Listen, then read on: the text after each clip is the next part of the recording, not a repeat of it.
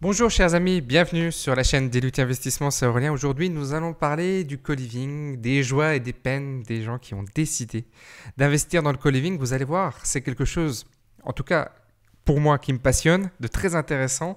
Mais il y a aussi des points de vigilance sur lesquels je voudrais attirer votre attention. Et c'est pourquoi j'ai décidé de vous montrer et de vous faire cette vidéo qui va être assez didactique, on va dire, pour vous montrer encore une fois tous les points de vigilance si vous avez décidé de vous lancer sur un projet de co-living ou si c'est quelque chose qui vous intéresse.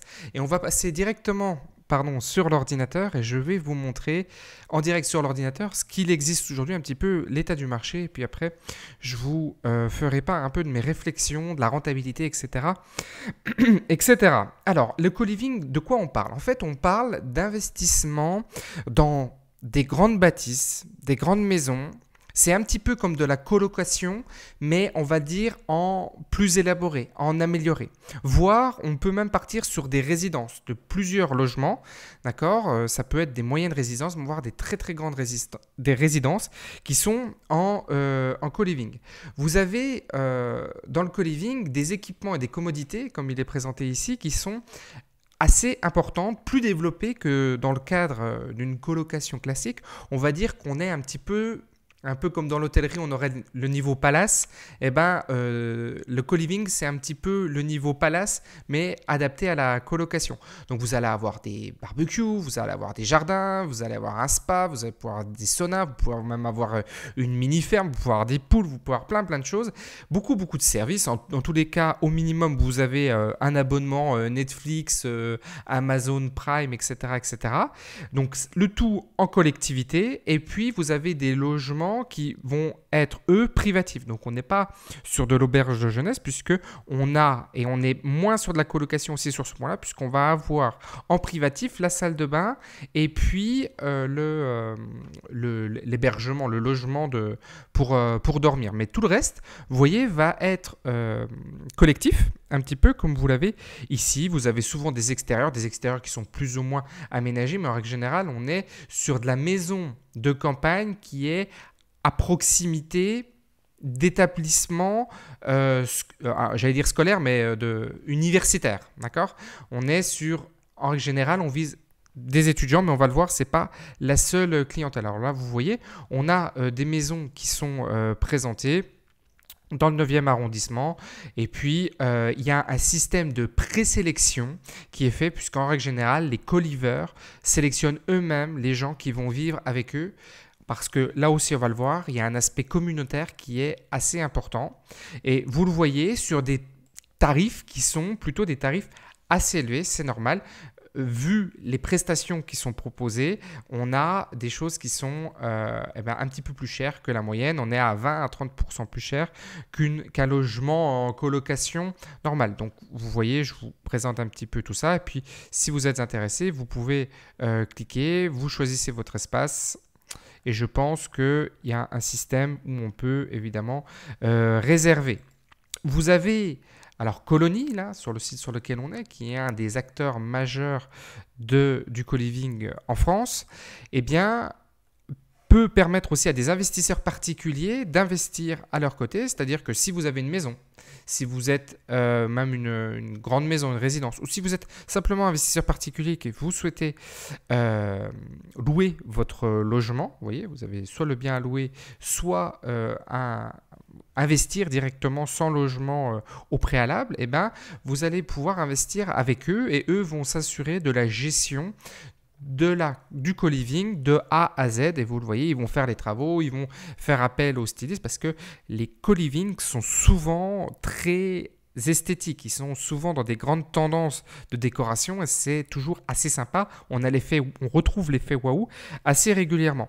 Donc vous voyez là, on retrouve le bien idéal, on rénove le bien et ensuite on le loue. Et puis il s'adresse également à des investisseurs institutionnels où là on va présenter des rendements supérieurs au marché. Mais on n'est quand même pas sur des rendements à 10 ou 15 quand on passe par eux, d'accord? On est sur des rendements qui vont entre 3,5 et 5,5, on va dire. On pourrait me démentir, mais moi, c'est ce que j'ai constaté par mes propres études. Donc, des rendements supérieurs au marché, encore une fois, on n'est pas sur des rendements très forts, mais quand on décide de passer par eux, c'est-à-dire qu'on a des frais de gestion, on est vraiment investisseur passif à 1000%. On a une sécurisation des flux de trésorerie puisque il peut même y avoir des baux commerciaux qui sont signés avec les institutionnels et là, eh ben, un petit peu comme un magasin, on va percevoir des loyers en étant propriétaire des murs et en ayant un commerçant dans le magasin. Ben là, c'est un petit peu le même modèle puisque le bail commercial est possible notamment pour les institutionnels. Donc il y a une gestion des biens, il y a des garanties qui sont prises, il y a des investisseurs qui garantissent sa solvabilité cette fois-ci de colonie, d'accord. Et là, on est sur la garantie de l'exploitant, d'accord, puisque l'investisseur, lui, quand il va dire OK, on va signer ensemble, il va vouloir s'assurer qu'il va bien percevoir les loyers. On a des designers qui vont être présents, la réversibilité qui est le point certainement le plus important, c'est-à-dire de pouvoir refaire pivoter le co-living en unité résidentielle classique, et ça c'est un point important, on en parlera tout à l'heure. Et puis il y a possibilité également de revendre ces biens. Et donc là on a quelques projets qui nous sont présentés, vous voyez on est à 98 unités, donc on est sur du co-living mais de grande taille, c'est peut-être pas forcément ce qui va vous intéresser au préalable. Alors après, on a CoLiveMe qui est un concurrent de Colonize et qui nous présente aussi une façon de faire. Et donc, on revoit encore une fois 3 points qui sont pour moi les 3 points les plus importants quand on est client de ce type de service. Petit 1, avoir du tout inclus, le Wi-Fi, on a même du ménage, service de ménage qui est fait, des cuisines qui sont équipées, on peut avoir une salle de fitness, on peut même avoir des cours de yoga qui peuvent être créés. Donc vraiment, on a un niveau de service qui est très très élevé, d'accord ? Ensuite, on a une communauté, donc des gens qui vont partager le même objectif ensemble et de la flexibilité puisque on est comme dans un meublé, on peut partir avec des préavis qui sont réduits. Et donc, on voit un petit peu les systèmes de colocation, le studio meublé et le co-living où on voit qu'on a des charges d'acte d'habitation, assurance, wifi, ménage, salle de sport et tout est recalculé comme ça. Et donc, on serait à 850 par rapport à 835 de colocation et un studio meublé. Donc, eux, ils vont même appuyer sur le fait qu'on va être moins cher. Tout est relatif. Tout se mesure en fonction de la prestation que l'on souhaite avoir. C'est vrai que quand on met beaucoup de services et si on devait les prendre tout seul, comme la salle de sport par exemple, comme le ménage par exemple, bon, ce n'est pas forcément des choses qu'on va prendre 25 € de Wi-Fi. Bon, vous voyez, tout ceci se regarde attentivement quand on souhaite prendre ce service, mais dans tous les cas, moi j'estime quand même qu'on est un petit peu plus cher. Donc c'est en France et en Europe, on réserve, on obtient une réponse rapide et donc vous voyez qu'on est sur un modèle un peu start-upper, enfin pas un petit peu, on est complètement dans un modèle start-upper et dans lequel on peut avoir des logements que vous pouvez encore une fois sélectionner. Là on est à Marseille et vous voyez on a des salles de sport énormes, on a même un restaurant, d'accord, qui est en plein cœur et qui est assez sympa. Ensuite, on va même avoir des systèmes d'abonnement. Là, on va dire qu'on va travailler n'importe où. Des espaces de co-living, une communauté, des avantages pour les créatifs et les travailleurs à distance. Là, on est dans la communauté un peu du nomadisme, d'accord ? Et on va devenir membre en payant un abonnement annuel, d'accord, de 149 € par an et qui va nous permettre d'accéder, encore une fois, à ce système-là. L'idée à chaque fois, c'est d'être dans la sélection, dans le club, dans l'exclusivité et d'adhérer à une philosophie, une façon de faire et c'est toujours un petit peu cette rareté qui est créée par les systèmes de co-living, les entreprises de co-living. Là, c'est un co-living qui est plus petit, je crois qu'il est à Pau. Donc ça se fait aussi dans des petites villes, mais on va le voir, c'est encore émergent et pour moi le marché il est encore pas mature pour pouvoir se positionner. On a quelques personnes qui commencent à se mettre dans le co-living dans des villes de taille moyenne qui pourraient intéresser les investisseurs du fait d'un immobilier quand même qui est plus bas. Donc c'est quelque chose que je vais surveiller et que vous peut-être vous aussi, vous devriez surveiller. Et vous voyez, à chaque fois, on retrouve les charges, les meubles, le Netflix, l'eau, l'électricité, le loyer, etc. etc. Avec des packs que l'on peut prendre en plus. Et je pense que là, on a même un frigo exclusif. Formule nickel, formule royale. On change même votre linge quand vous n'êtes pas là. Vous pouvez louer des vélos ou des scooters. Vous voyez, on est vraiment sur des services, encore une fois, plus, dans un logement qui est sympa. Bon, sympa sans plus, on va dire. Et on a aussi Lim qui se trouve à Biarritz, lui, qui est plus prometteur, je pense, mais je crois que Lim s'est arrêté sur Biarritz. Donc vous voyez, il y a encore un peu je vais dire, d'incertitude sur le marché. Et c'est cette incertitude qui est un petit peu gênante. C'est pour ça que je vous ai mis ce titre, attention, danger pour les co-living. Mais c'est quelque chose qui est intéressant. Là aussi, encore une fois, on retrouve le bien-être, etc. Et je voudrais vous dire que Colonize a levé, c'est le WeWork français du co-living. WeWork, c'est pour le coworking. Là, on est dans le co-living. Et on voit qu'ils ont réussi à lever 180 millions d'euros. Et pourquoi je vous parle de ces 180 millions d'euros? Parce que pour moi, c'est un point extrêmement important. C'est que le modèle économique de ces gros acteurs n'est pas un modèle de rentabilité économique en premier. Il est un modèle de la levée de fonds. Et c'est quelque chose que vous devez comprendre. C'est un petit peu comme le système Uber. Uber ne gagne pas d'argent. Enfin, la dernière fois que j'ai écouté, ils n'en gagnaient pas. Peut-être qu'ils en gagnent aujourd'hui, mais à l'époque, ils n'en gagnaient pas et je ne vois pas comment ils auraient pu changer avec le Covid. Dans tous les cas, ce sont des modèles sur lesquels on va créer de la valeur capitalistique. On va dire, voilà, on va émettre des parts sociales, des parts d'actions, des actions, et on va dire cette action, eh bien, on fait rentrer des investisseurs et d'un seul coup, cette société, elle est évaluée à temps. C'est un petit peu comme dans la bourse où on va se retrouver avec, je regardais encore Bernard Arnault qui estimait la deuxième fortune mondiale. Oui, mais c'est juste une valorisation boursière. Et cette valorisation boursière, elle n'est pas liquide en tant que telle. C'est-à-dire qu'il n'y a pas quelqu'un qui va acheter ça à ce prix-là. Certainement, s'il devait vendre ses actions, ça serait négocié, ça serait baissé. Vous voyez, il faut comprendre que le modèle, le raisonnement que l'on peut avoir en tant qu'investisseur privé, particulier, n'est pas le même que ce type d'entreprise qui, encore une fois, fonctionne sur des modèles qui sont des modèles qui nous dépassent un petit peu. En tout cas, on n'est pas dans le même schéma de raisonnement économique. Et je ne suis pas certain qu'aujourd'hui, Colonize gagne de l'argent. Je ne sais pas si on nous le dit. Ils ont levé 11 millions d'euros, ils ont levé 180 millions, ils ont fait un LBO derrière. D'accord, ils ont fait des projets. Là, on explique tout, mais c'est pas sûr. Alors, on dit WeWork mais rentable. Il faut savoir que WeWork a des grosses difficultés, même s'ils ont levé. Nous ne sommes pas une foncière puisque nous n'avons pas la propriété des murs, mais nous travaillons avec des promoteurs, blablabla. Quel privilège capitalistique et une expansion rapide. Tac, tac, tac. Hop, 30 personnes en 2019 pour un effectif de 38 millions. Mais vous voyez qu'on n'a pas des chiffres qui sont sortis, encore une fois.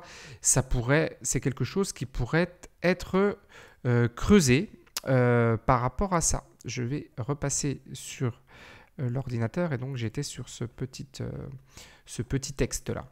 Ensuite, on va avoir encore dans des petites villes quelque chose de plus communautaire, des co-living qui vont être des co-living communautaires. Et un des co-living communautaires que j'ai trouvé assez étonnant sur Saumur, et c'est un co-living prière, on va dire, c'est-à-dire un foyer fraternel. Et donc on retrouve donc 7 garçons en colocation fraternelle dans un petit immeuble au fond de notre jardin, accessible par notre porche. Et donc c'est l'église qui lance ça, c'est le diocèse. Et donc il y a 7 chambres meublées avec un lavabo individuel, une cuisine, 2 douches, 3 WC, c'est un peu plus spartiate. Mais les loyers qui sont demandés sont quand même de 430 € par mois et par chambre. Et pour bien connaître le marché de Saumur, je peux vous dire qu'on est sur des loyers qui sont très élevés. Mais on voit qu'on commence en juillet 2021 jusqu'à juin 2022 et ça a été refait à neuf à l'été 2020. Et là encore, le modèle pour moi, il n'est pas éprouvé pour les petites structures. Ensuite, je vous ai mis les coworking autour du surf. Alors ça, c'est quelque chose qui est vraiment très très tendance. C'est une des tendances les plus importantes avec le nomadisme digital, on en parlera après.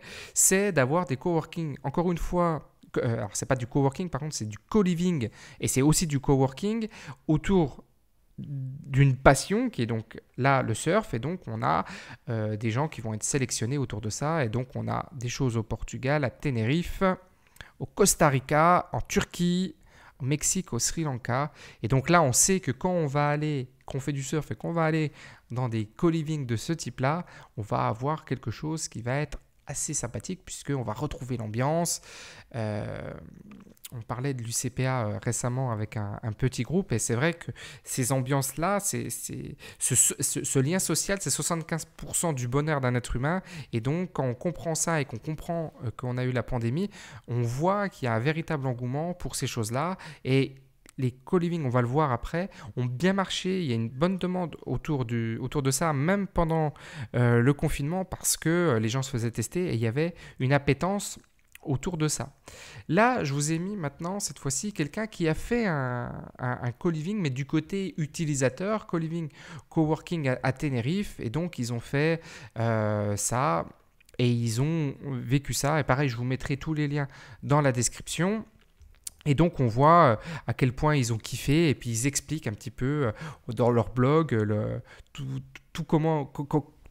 comment ça s'est passé, c'est-à-dire le nomadisme digital, comment ils ont vécu avec les autres, comment ils ont vécu sur le lieu. Et vous voyez, on voit bien que c'est des gens et il y a un essor social autour de ça, sur les réseaux sociaux, et qui va certainement pas, lui, décroître, et qui va plutôt augmenter avec voilà, des petites bulles de bonheur. Et on voit qu'ils font du yoga, on voit qu'ils font du sport, et c'est encore une fois quelque chose d'assez étonnant et d'intéressant.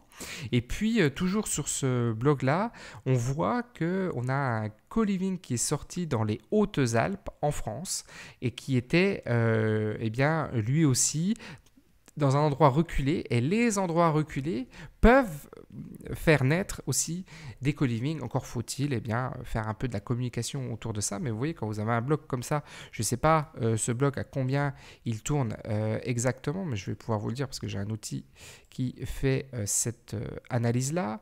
Et donc, tac, tac, tac, on va le voir. Ici, ça va apparaître. Et on a, c'est un énorme blog puisqu'on voit que SEMrush nous dit qu'ils font 100 000 visiteurs par mois. Donc, c'est énorme. Donc là, vous voyez, quand vous avez un article de blog sur un site comme celui-ci, eh bien, vous avez certainement beaucoup d'impact et certainement des ventes qui se font derrière. Donc, je ne sais pas si ça a été sponsorisé, mais dans tous les cas, on voit qu'il y a un très fort intérêt pour ça. Ensuite, on voit également en Galice qu'ils ont fait cette même expérience en Galice, et je n'ai pas tout creusé le site, je suis tombé un peu dessus par hasard.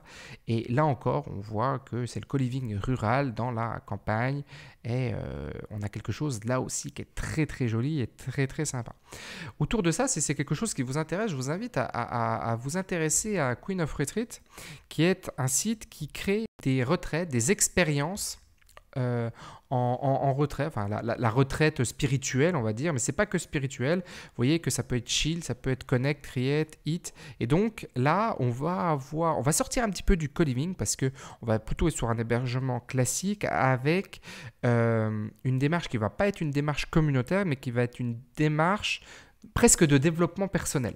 C'est-à-dire qu'on y va pour aller chercher quelque chose. C'est-à-dire, c'est un petit peu sur le modèle du séminaire, d'accord ? On va être un peu sur ce même modèle-là. Et donc, on voit là aussi qu'en France, on peut avoir des retraites qui existent. Et vous voyez que tout est traduit en anglais, puisque la France, le sud de la France, la Provence française a beaucoup de notoriété à l'étranger, et donc on a eh bien ça qui peut se présenter, et donc on a plusieurs, donc là c'est de la randonnée avec du yoga, je sais pas où on est, je pense qu'on est dans les Alpes, mais j'en suis pas sûr. Aventure Yogi, hop, je me demande si c'est pas Neuchâtel, Nustel, tac, bon, bref, je ne sais pas trop où on est, mais vous voyez qu'on a quelque chose qui a été très brandé et très travaillé. Et pareil, Queen of Retreat est un site qui marche très bien. Et quand j'en fais l'analyse, on a un peu moins de visiteurs. Je pensais qu'on en avait beaucoup plus que ça, parce que c'est quelque chose qui est connu quand même, et qui a des métriques qui sont quand même assez intéressantes, puisque Retreat Holiday, ils sont quand même très bien positionnés. Et ouais, je suis un petit peu surpris. Bon, ces chiffres ne sont pas toujours justes, mais je suis un petit peu surpris. Ensuite, on va continuer, et maintenant on va parler du nomadisme digital et du co-living. Alors ça, c'est quelque chose aussi qui est très intéressant. Il y a un essor qui est en train de se créer sur l'île de Madère. C'est le premier village pour nomades numériques et ils ont d'ailleurs reçu beaucoup de demandes autour de ça. Et l'idée, là, c'est de se dire, OK, les nomades digitaux, retrouvons-nous dans un lieu d'exception puisqu'on peut se le permettre. Et l'île de Madère, aux Açores, donc, a fait la promotion de ça en se classant comme étant la première île pour les nomades digitaux. Alors, on a eu un peu Malte, mais ça ne s'est pas fait avec une volonté politique, même s'il y a un attrait fiscal. Mais là, il y a véritablement la communauté de Madère qui a pris le sujet à bras-le-corps et qui se positionne de cette manière-là avec beaucoup de choses. Et encore une fois, une accélération du phénomène lié à la pandémie, etc., etc. Ensuite, je voulais vous montrer les courbes de Google Trends. Les courbes de Google Trends vont nous permettre de voir un petit peu la tendance co-living, comment elle a émergé. Alors, on voit qu'on n'a rien jusqu'à peu près ici, d'accord, jusqu'en 2016. Et en 2016, on a effectivement un intérêt qui est croissant et on le voit bien, qui monte au fur et à mesure du temps pour retomber pendant la pandémie, d'accord, puisque là, on est en février, évidemment, en février, le coronavirus arrive et donc du coup, on tombe et on revient sur des intérêts. Vous voyez, on est presque à 100% d'intérêt aujourd'hui, c'est-à-dire qu'on a cette tendance haussière qui se confirme. Maintenant, on va regarder en France, puisqu'on peut le faire également dans notre pays. Et vous allez le voir, en France, on a un intérêt qui est moins marqué qu'à l'étranger, donc c'est-à-dire que c'est quelque chose qui arrive, mais on a une tendance qui est haussière avec un énorme pic en octobre 2019 d'ailleurs, et donc ça retombe après, mais je pense vraiment qu'on a une tendance de fond. Quand on va regarder maintenant avec le terme colocation, toujours en France, on voit que la colocation était très tendance il y a quelques années, mais qu'on a une tendance qui retombe en dessous des 25 assez régulièrement et qui revient un petit peu maintenant, mais on est encore sur des tendances de fond qui sont des tendances à la peine. C'est des tendances qui ne sont pas croissantes, c'est-à-dire qu'on est décroissant par rapport à ça. Maintenant, je vais vous présenter une étude de BNP Paribas sur le marché du co-living en France. Vous allez voir, c'est extrêmement intéressant. La première chose que l'on peut dire autour de ça, c'est que le co-living s'adresse à 3 populations différentes. La première des populations, ça va être la population des étudiants et on va le voir, le nombre d'étudiants croît dans le pays et croît de un peu moins de 2% par an. La deuxième classe d'actifs intéressés, c'est les jeunes actifs justement parce qu'ils sont dans des cadres de mobilité professionnelle, ils sont en train de se lancer, ils n'ont pas des revenus très importants, mais ils sont dans des phases, et c'est le terme clé, de transition. Et troisième catégorie plus étonnante, c'est celle des 55-65 ans. On voit qu'ils sont en fin de carrière et ils préparent leur retraite. Ici, on a, BNP nous fait un super truc, c'est la part des personnes vivant seules par classe d'âge. Donc, on voit entre 99 et 2005, et on voit qu'on passe de 17 à 20%, de 13 à 15% et de 15,7 à 20,9 en fonction des catégories d'âge 20, 24, 25, 39, 55, 64. Là encore, on a une tendance de fond qui est qu'on n'arrive plus à combler les liens sociaux et c'est quelque chose qui va devenir un véritable enjeu, notamment pour les investisseurs et pour les entrepreneurs que nous sommes. À côté de ça, on a évidemment le nombre de micro et d'auto-entreprises on passe de 126 000 entrepreneurs individuels à 547, on fait presque un x4, un x5. Et donc là encore, on a des gens qui travaillent seuls, d'accord, qui ne sont pas dans des modèles sociaux suffisants pour eux. Et donc, il y a un besoin qui naît de ça. À côté de ça, donc 1,6 par an, le nombre d'étudiants qui monte. Donc, vous voyez, on est en 2021. L'étude date de 2019, d'accord. Elle date d'avant le Covid, c'est quelque chose d'important. Il y a peut-être des choses qui ont un petit peu changé par rapport à ça. Alors, sur les profils types, donc comme je vous l'ai dit, étudiants entrés en vie active, des faibles revenus, mais une grande part du budget qui est consacré au logement. Les jeunes actifs avec des revenus plus importants, mais un budget logement qui lui aussi croît. On est presque à 650 € en Ile-de-France et 500 dans les métropoles régionales, alors que dans les jeunes seniors, eux aussi, ils ont des revenus importants, mais ils vont consacrer que 450 € par exemple, et 400 € dans les métropoles, 450 € en Île-de-France. Les structures des co-living, je vous l'ai déjà présenté, mais ici c'est précisé, vous pourrez regarder si ça vous intéresse. Le format de la petite résidence, la maison de ville, le format de la résidence intermédiaire, donc c'est assez hétéroclite, ça peut être des grandes maisons, c'est intermédiaire en fait, et puis le format des très grandes résidences, comme je vous les ai montrés au tout départ. Sur les logements, vous l'avez compris, on peut avoir des studios, des chambres individuelles ou des chambres partagées, donc ça c'est au choix. Et dans les services, eh bien, vous avez tout ce qu'on a vu tout à l'heure, c'est-à-dire des services matériels, meublés, équipés avec de la literie individuelle, des services immatériels, le numérique, la gestion du logement, les facilities sur les entretiens, etc., etc., et des activités, yoga, cuisine, cinéma, sport, coworking. Vous avez également quelque chose que je veux vous montrer ici, qui est le modèle économique qui est présenté en page 31. Et le modèle économique, lui, c'est un modèle économique, et j'espère que vous l'avez compris, c'est un modèle économique qui ne repose pas sur de la rentabilité économique, pour l'instant, pour les gros opérateurs. Il repose sur le fait de lever les fonds pour prendre le lead sur le marché, un petit peu comme Uber l'a fait actuellement. On est sur le même modèle, d'accord? Et donc vous devez être très vigilant, faire très attention. Et c'est pour ça que j'ai mis ce titre de vidéo. Vous devez faire très gaffe au fait de voir si oui ou non le co-living est quelque chose d'intéressant dans les petites villes. D'accord? Ça, c'est quelque chose qui est important. Donc, on a le modèle de l'opérateur qui est différent du modèle de l'investisseur et qui va être différent en fonction des différents opérateurs qui vont être des fois aussi investisseurs, avec des marchés cibles comme on l'a vu tout à l'heure. Je vous invite encore une fois à regarder ça. Et on a les acteurs qui nous sont présentés ici, donc les grandes résidences, d'accord. Les petites résidences, je vous invite à regarder la Casa notamment, enfin vous pouvez tous les regarder. Et puis les toutes petites résidences, donc les résidences intermédiaires et petites résidences, et donc Lim qui aurait arrêté ses activités à Biarritz, à vérifier. Et donc on était bien à Pau tout à l'heure sur le co-living. Et enfin, pour conclure autour de ça, le marché du co-living représente plus de 5000 places en France, d'accord? Donc c'est ce qu'il faut voir maintenant, si vous voulez, c'est de voir si cette tendance des 5000 places va augmenter.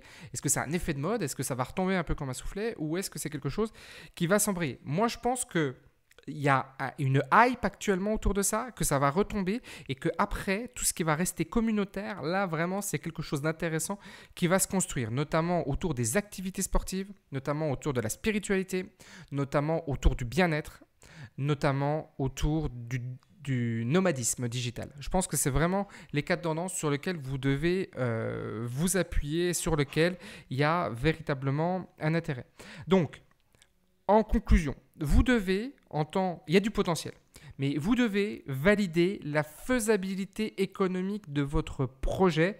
Et aujourd'hui, c'est ce qui me dérange, c'est que je n'ai pas trouvé, mais peut-être que certains d'entre vous le trouveront, mais je n'ai pas trouvé un modèle économique viable à petite échelle, d'accord? À une échelle dans laquelle on pourrait investir, en dessous du million, on va dire. C'est-à-dire que tous les projets qui se présentent, c'est des projets pour moi qui dépassent le million pour qu'ils soient intéressants sur du modèle de la résidence étudiante que l'on pourrait faire pivoter. Donc je vous invite à creuser ça, mais c'est quelque chose qui va arriver. Là, je veux dire, il y a trop de projets qui sortent pour qu'on ne puisse pas avoir de la visibilité à court terme. Dans les 12 mois, on sait où on en est. Et notamment à l'étranger. Je pense qu'il peut y avoir des projets parce que je pense que l'étranger, le Portugal, l'Espagne, tout ce qui est latin a déjà validé le concept. Attention à l'effet de mode des gros qui sont sur un modèle économique de levée de fonds qui est donc différent de vous, investisseurs particuliers. Voilà, chers amis, ce que je pouvais vous dire. En conclusion, ce que je vous invite à faire, c'est vous inscrire à la petite conférence que je vous ai mis en description de cette vidéo.